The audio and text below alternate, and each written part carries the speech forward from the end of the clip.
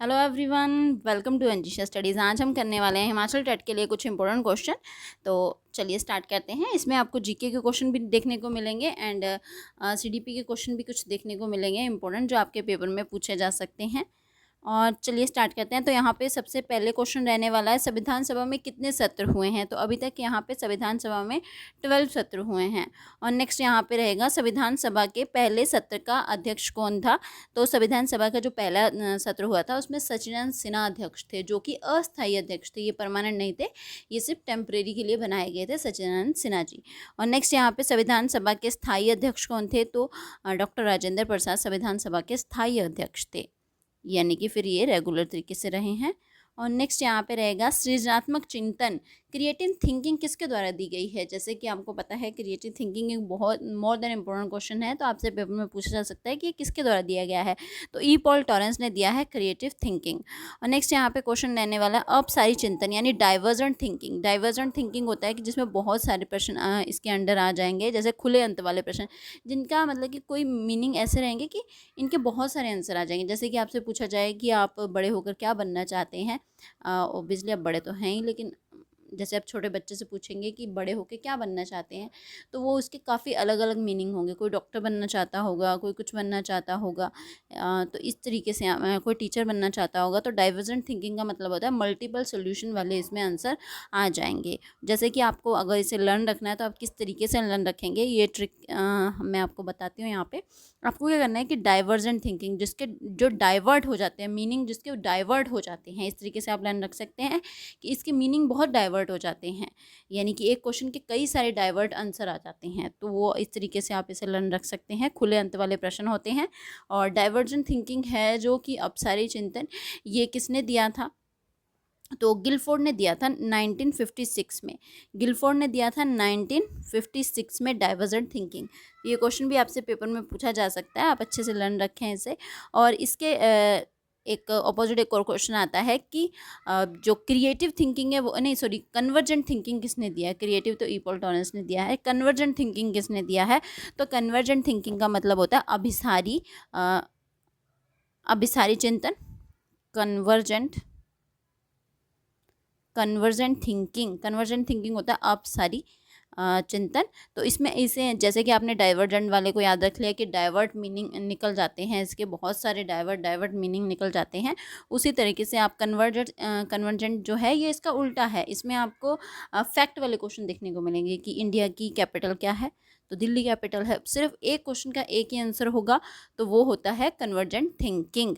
तो और इसको कन्वर्जेंट थिंकिंग जो आपका रहेगा,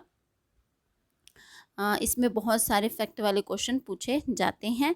तो चलिए नेक्स्ट देखते हैं। यहाँ पे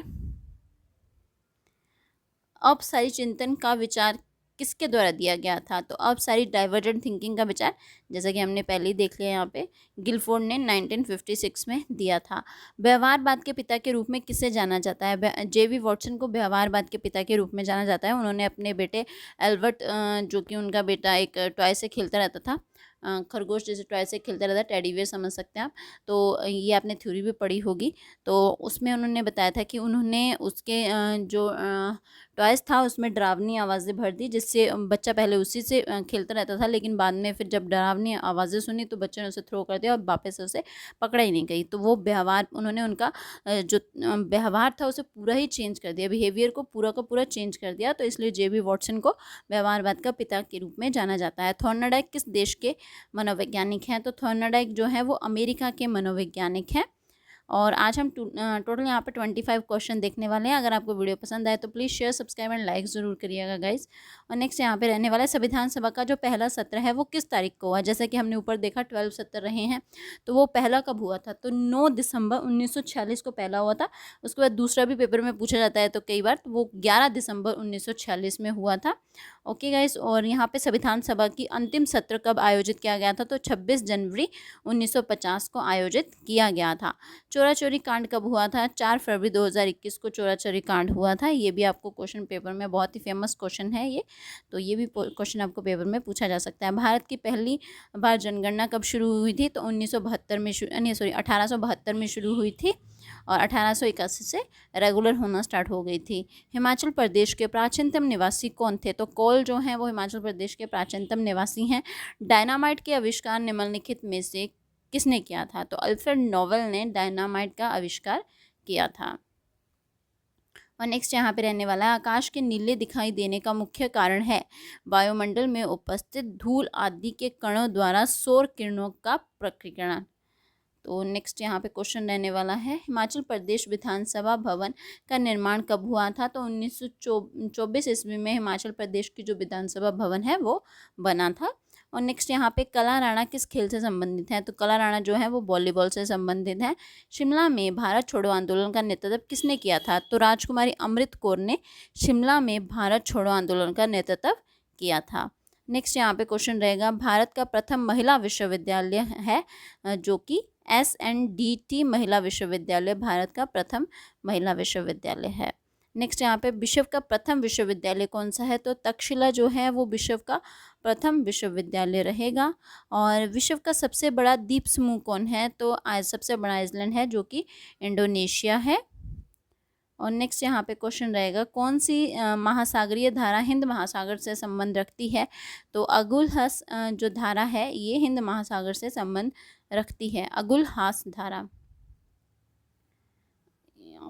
अगुलहास धारा महात्मा गांधी द्वारा किया गया पहला जन आंदोलन था। असहयोग आंदोलन जो था वो उनका पहला जन आंदोलन था। और नेक्स्ट यहाँ पे अंतरिक्ष में पहुँचने वाला विश्व का प्रथम व्यक्ति कौन था? तो मेजर यूरी गागरिन जो यहाँ पे अंतरिक्ष में पहुँचने वाला पहला व्यक्ति था। जैसे चांद पे पहुँचने वाला पहला व्यक्ति था उसी तरीके से अंतरिक्ष में पहुँचने वाला ये मेजर यूरी गागरिन ये पहला व्यक्ति थे। और स्पीति की नामकरण प्रथा किससे जुड़ी है? तो फसल कटाई से जुड़ी है स्पीति की नामकरण प्रथा। तो ये आज के लिए आपके क्वेश्चन रहने वाले हैं। अगर आपको वीडियो पसंद आई हो तो please share, subscribe and like ज़रूर कीजिएगा। Thank you so much everyone.